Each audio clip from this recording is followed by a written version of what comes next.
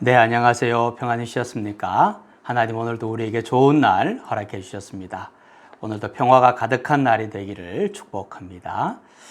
오늘은 마태복음 2장 14절에서 15절입니다.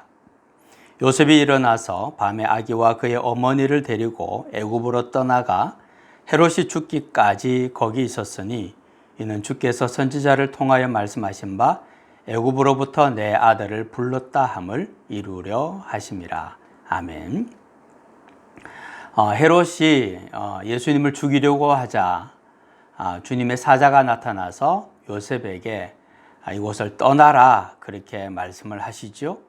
그리고 어디로 가야 되는지 어떻게 해야 되는지를 말씀해 주시는데 첫 번째는 애굽으로 피하라 그렇게 말씀해 주셨고 두 번째는 내가 네게 이르기까지 거기 있으라 그렇게 말씀을 하셨습니다.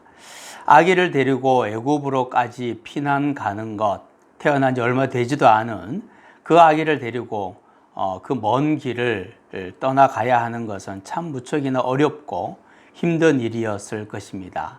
게다가 그 여행은 언제 끝날지 모르고 막연히 기다려야 하는 것, 그것도 남의 나라에서 모든 것이 힘들고 불편할 텐데 그곳에 가서 그렇게 기다려야 하는 것은 요셉과 그 가족들, 예수님에게도 결코 쉬운 일은 아니었을 것입니다.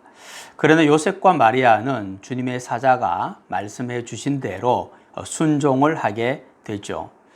그런데 요셉은 주의 사자의 명령에 개인적인 순종을 했습니다. 자기의 사랑하는 아들을 살리기 위해서 개인적인 순종을 했지만 그런데 놀랍게도 이것은 선지자의 예언의 말씀을 이루는 일이 되었습니다. 그리고 더 놀라운 일은 요셉의 이러한 순종이 하나님의 그 구속사, 하나님의 인간을 향한 인간을 구원하기 위한 그 구속의 계획을 이루는 순종이 되었다는 겁니다. 즉 요셉의 순종은 온 인류를 살리는 순종이 되었다는 거죠. 요셉의 순종으로 인해서 예수님께서 안전하게 그리고 건강하게 잘 자라시게 되셨고 하나님의 구속사는 비로소 완성되게 되는 것입니다. 순종은 하나님의 뜻을 이루는 일입니다. 여러분 이게 믿어지십니까? 우리가 하나님의 말씀에 순종하면 하나님께서 나를 통하여서 순종하는 나를 통하여서 하나님의 뜻과 계획을 이루어 가신다는 겁니다. 여러분 우리는 인간입니다. 인간이기 때문에 인간이 정말 잘하면 인간의 뜻 정도를 이룰 수 있겠죠.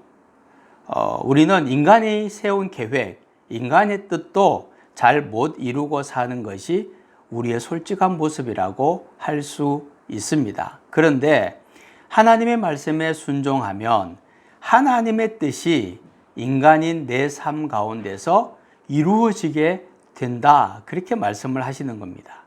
어떻게 인간에게 하나님의 뜻이 이루어진단 말입니까? 하나님의 뜻은 하나님께서 이루어 가시죠. 하나님의 뜻이 어떻게 인간에게 이루어질 수 있겠습니까? 그런데 우리의 순종이 그렇게 한다는 겁니다. 우리가 하나님의 말씀에 순종하면 하나님은 하나님의 뜻과 계획을 우리를 통하여서 이루어 가신다는 겁니다.